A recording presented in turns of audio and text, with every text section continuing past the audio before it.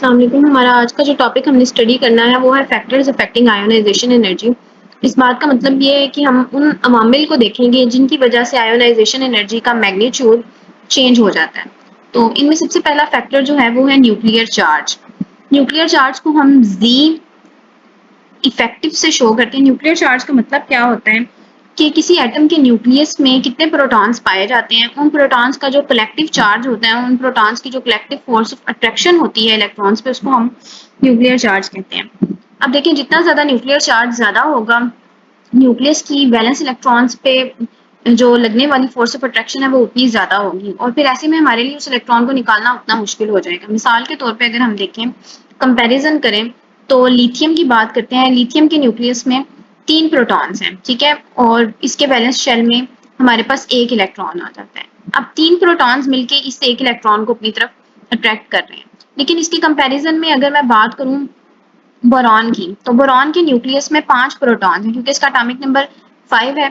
तो इसके ये 5 प्रोटॉन्स मिलके बोरॉन के वैलेंस शेल में मौजूद इलेक्ट्रॉन्स को अपनी तरफ अट्रैक्ट करें। यानी बोरॉन में जो न्यूक्लियर फोर्स है वो लिथियम के मुकाबले में ज्यादा है। तो हमारे लिए बोरॉन में से 1 इलेक्ट्रॉन को निकालना ज्यादा मुश्किल होगा एज कम्पेयर टू लिथियम, ठीक है।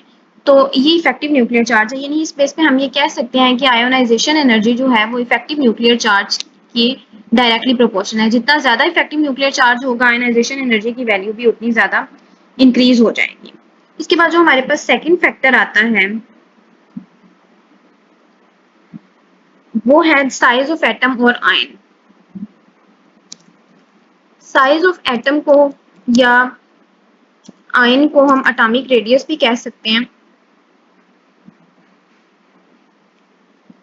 एटम की साइज पे आयोनाइजेशन एनर्जी किस तरह से डिपेंड करती है, इसमें भी हम 2 एलिमेंट्स की एग्जांपल ले लेते हैं। फॉर एग्जांपल मैं कहती हूँ कि मेरे पास 2 एलिमेंट्स हैं, एक लिथियम है।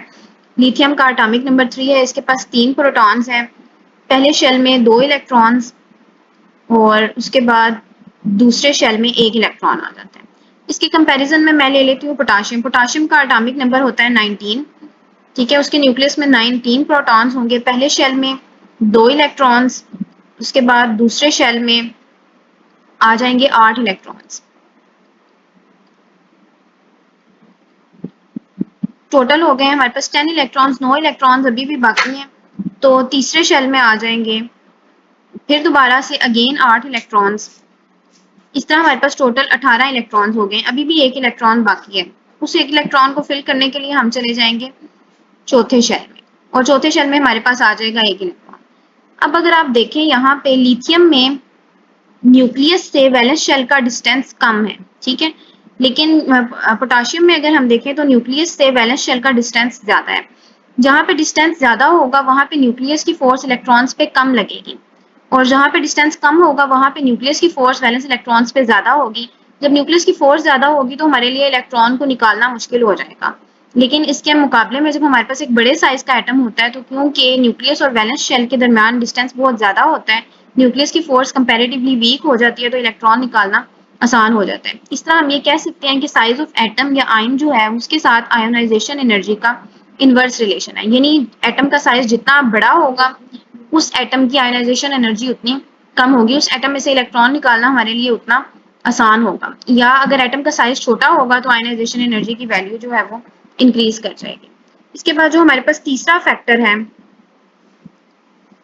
तीसरा फैक्टर हमारे पास आ जाता है इलेक्ट्रॉनिक अरेंजमेंट। इलेक्ट्रॉनिक अरेंजमेंट का अब क्या मतलब है? इसमें बेसिकली इलेक्ट्रॉन की डिफरेंट शेल्स या सब शेल में जो डिस्ट्रीब्यूशन है उसको हम इलेक्ट्रॉनिक अरेंजमेंट कह रहे हैं। इसमें कुछ 2 फैक्टर्स इंपॉर्टेंट हैं। देखिए, हम कहते हैं कि केमिस्ट्री में कोई भी एटम तब स्टेबल होता है या उसकी इलेक्ट्रॉनिक अरेंजमेंट तब स्टेबल होती है अगर कोई शेल या ऑर्बिटल जो है वो फुली फिल्ड हो, ठीक है। यानी उसमें जितने मैक्सिमम इलेक्ट्रॉन्स आ सकते हैं उतने इलेक्ट्रॉन्स उसमें मौजूद हों, या फिर वो हाफ फिल्ड हो, यानी जितने इलेक्ट्रॉन्स उसमें आ सकते हैं उससे आधे उसमें मौजूद हों। इन दोनों केसेस में कोई भी एटम जो है वो क्या हो जाता है? स्टेबल हो जाता है।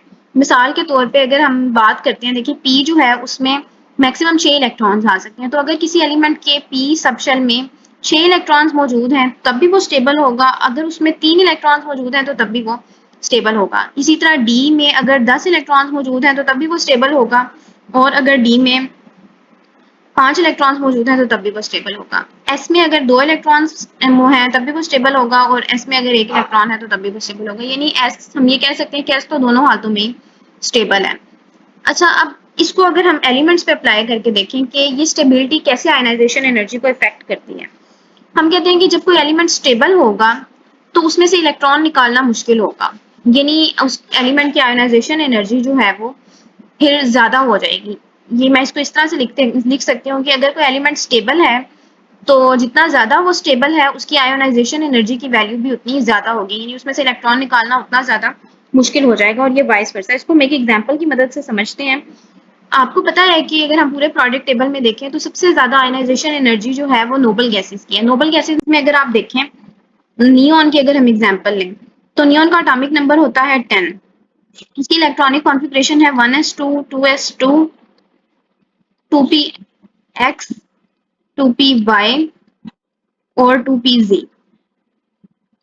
पहले हम तीनों में एक एक इलेक्ट्रॉन को फिल करेंगे, फिर हम दोबारा से इनमें एक एक और इलेक्ट्रॉन ऐड करेंगे, तो ये 10 इलेक्ट्रॉन्स पूरे हो जाते हैं। अगर अब आप इसके पी सबशेल को देखें तो ये फुली फिल्ड है।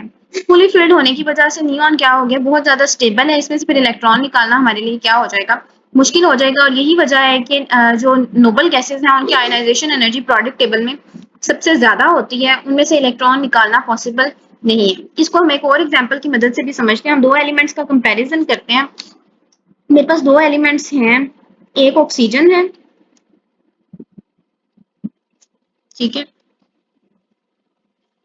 ऑक्सीजन है, ऑक्सीजन का एटॉमिक नंबर है 8। अगर मैं इसकी इलेक्ट्रॉनिक कॉन्फ़िगरेशन लिखूं तो ये आ जाएगा 1s2, 2s2, 2px, 2py, 2pz, ठीक है। और इसमें पहले हम एक एक इलेक्ट्रॉन फिल करेंगे और फिर उसके बाद 2px में हमारे पास दो इलेक्ट्रॉन हो जाएंगे। इसकी कंपैरिजन में एक और एलिमेंट है नाइट्रोजन। नाइट्रोजन का एटॉमिक नंबर 7 है, 1s2, 2s2 और उसके बाद 2px, 2py और 2pz। इन तीनों में क्या आ जाएगा, एक एक इलेक्ट्रॉन आ जाएगा आपके पास। अब अगर हम इफेक्टिव न्यूक्लियर चार्ज की बेस पे देखें तो ऑक्सीजन का एटॉमिक नंबर 8 है, इसका इफेक्टिव न्यूक्लियर चार्ज ज्यादा है, यानी इसकी आयनाइजेशन एनर्जी ज्यादा होनी चाहिए थी। जबकि नाइट्रोजन जो इसका एटॉमिक नंबर 7 है उसका इफेक्टिव न्यूक्लियर चार्ज कम है, तो इसकी आयनाइजेशन एनर्जी कम होनी चाहिए थी, लेकिन यहाँ पे ऐसा नहीं है। ऑक्सीजन जो है उसकी आयनाइजेशन एनर्जी की वैल्यू कम है, जबकि जो नाइट्रोजन है उसकी आयनाइजेशन एनर्जी की वैल्यू ज्यादा है। ऐसा क्यों है? क्योंकि ऑक्सीजन जो है ना तो वो हाफ फिल्ड है ना वो फुली फिल्ड है, इस वजह से ये क्या है, लेस स्टेबल है, और फिर इसमें से इलेक्ट्रॉन निकालना हमारे लिए कंपैरेटिवली ज्यादा आसान है, जिस वजह से ऑक्सीजन की जो आयनाइजेशन एनर्जी की वैल्यू है वो हमारे पास आ जाती है 1365 किलो जॉल पर मोल।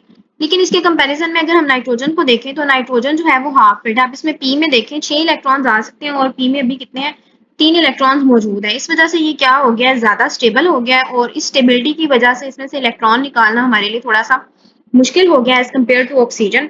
और इसकी फिर आयनाइजेशन एनर्जी की वैल्यू जो है वो है 1403 किलो जॉल पर मोल। तो ये इलेक्ट्रॉनिक अरेंजमेंट एक बहुत बड़ा फैक्टर है जो आयनाइजेशन एनर्जी की वैल्यू को चेंज करता है। तो इसमें आपने बस ये याद रखना है कि जो हाफ फिल्ड एटम्स होंगे, जो फुली फिल्ड एटम्स होंगे, उनकी आयनाइजेशन एनर्जी की वैल्यू कंपैरेटिवली ज्यादा होगी। इसके अलावा जो एलिमेंट्स होंगे उनकी आयनाइजेशन एनर्जी की वैल्यू कंपैरेटिवली कम होगी, ठीक है। फिर इसके बाद आ जाता है हमारे पास जो नेक्स्ट फैक्टर है वो है शील्डिंग इफेक्ट। शील्डिंग इफेक्ट क्या होता है, पहले तो हमारे लिए ये समझना इंपॉर्टेंट है कि शील्डिंग इफेक्ट कहते किसको है। तो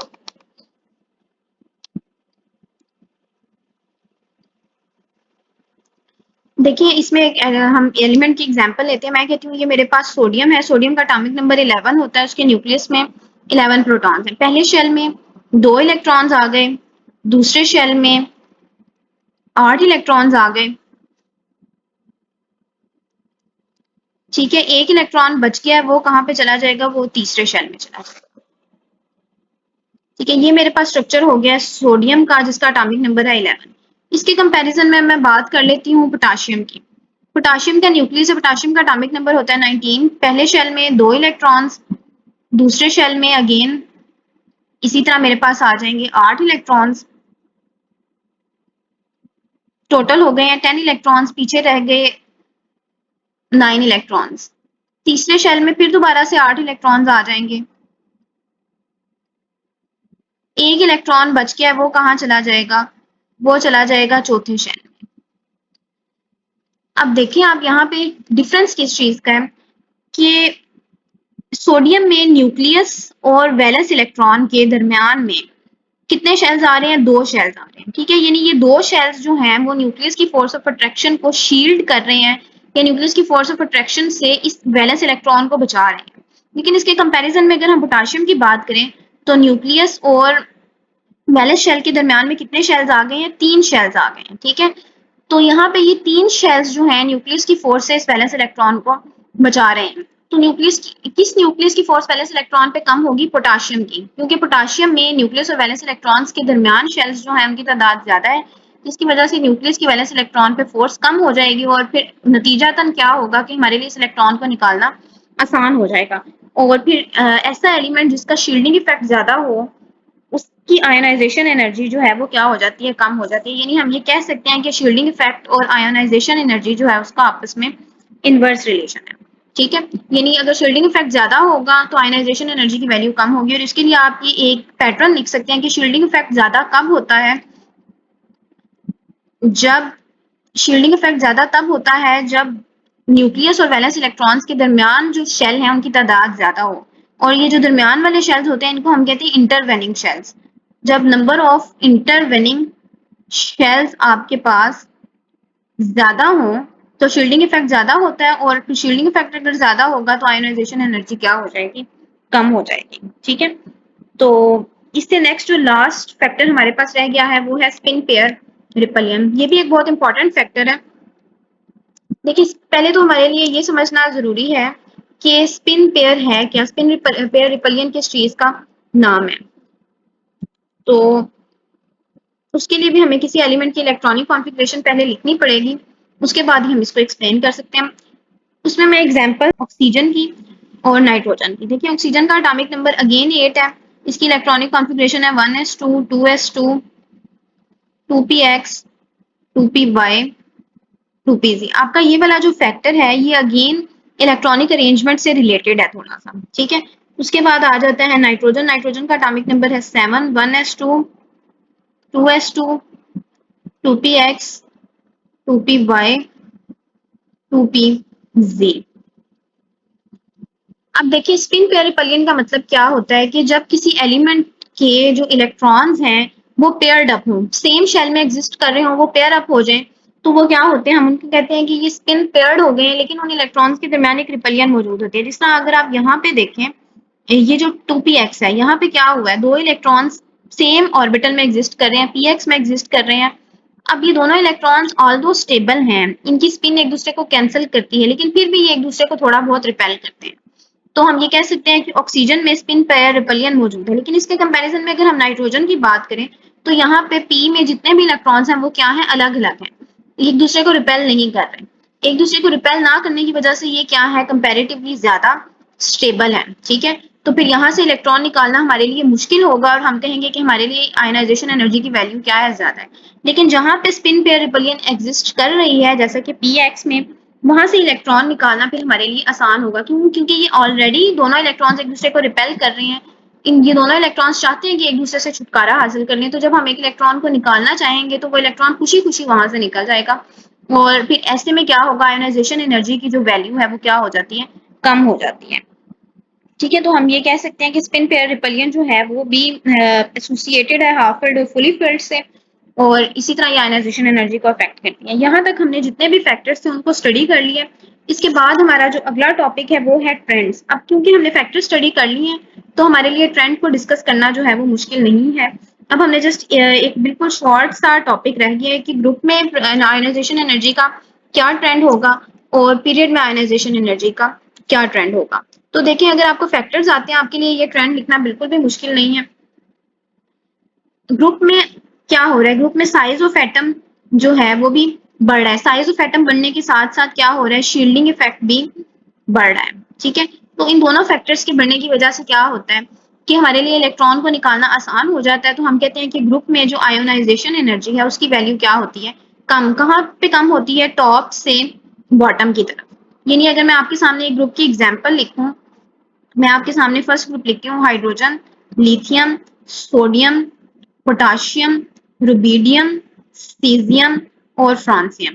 तो अब टॉप से बॉटम की तरफ क्या हो रहा है, एटम्स का साइज भी बढ़ रहा है और एटम्स का शील्डिंग इफेक्ट भी बढ़ रहा है। आप देखिए हाइड्रोजन जो है उसके पास जस्ट एक शेल है, लिथियम के पास 2 शेल्स हैं, सोडियम के पास 3 शेल्स हैं, पोटाशियम के पास 4, रुबिडियम के पास 5, सीजियम के पास 6 और फ्रांसियम के पास 7 शेल्स हैं। तो जैसे जैसे साइज बड़ा होगा हमारे लिए इलेक्ट्रॉन को निकालना क्या हो जाएगा, आसान हो जाएगा। ठीक है, तो ionisation energy down the group जो है वो डिक्रीज करती है। इसके बाद अगर हम बात करेंगे पीरियड में ट्रेंड क्या है, तो पीरियड में जो ट्रेंड है वो ऑब्वियसली इसका रिवर्स होगा। लेकिन पीरियड में ऐसा क्या फैक्टर होता है जिसकी वजह से आयनाइजेशन एनर्जी जो है वो इंक्रीज कर जाती है।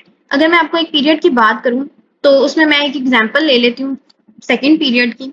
लिथियम है, बेरिलियम है, फिर उसके बाद हमारे पास आ जाता है boron, carbon, nitrogen, oxygen, fluorine और नियॉन। आप देखें जैसे जैसे हम लेफ्ट से राइट की तरफ जा रहे हैं एटॉमिक नंबर बढ़ रहा है, एटॉमिक नंबर बढ़ने की वजह से न्यूक्लियस की फोर्स ऑफ अट्रैक्शन भी बढ़ रही है, यानी इफेक्टिव न्यूक्लियर चार्ज बढ़ा। और हमने पढ़ा था कि इफेक्टिव न्यूक्लियर चार्ज जब ज्यादा होता है आयनाइजेशन एनर्जी की वैल्यू ज्यादा हो जाती है। फिर सिर्फ इतना नहीं है, जो ग्रुप है, सॉरी जो पीरियड है उसमें शील्डिंग इफेक्ट सेम रहता है क्योंकि इन सब एलिमेंट्स का शेल जो है, शेल नंबर जो है वो सेम है, सबके सब सेकंड पीरियड से ताल्लुक रखते हैं, तो इन सब में शेल्स की तादाद 2 है। अब शेल्स के दरमियान वक्फा उतना ही है लेकिन न्यूक्लियस की फोर्स जो है वो बढ़ती जा रही है, इस वजह से फिर हमारे लिए इलेक्ट्रॉन को निकालना अक्रॉस द पीरियड जो है वो क्या हो जाता है, मुश्किल हो जाता है। और हम कहते हैं कि आयनाइजेशन एनर्जी जो है उसकी वैल्यू क्या होगी, इंक्रीज होगी पीरियड में। तो यहाँ पे हमारा ये टॉपिक जो है खत्म हो जाता है। इसके बाद जो नेक्स्ट हमारा टॉपिक है वो है इलेक्ट्रॉन अफिनिटी, उसको हम इंशाल्लाह नेक्स्ट लेक्चर में डिस्कस करेंगे।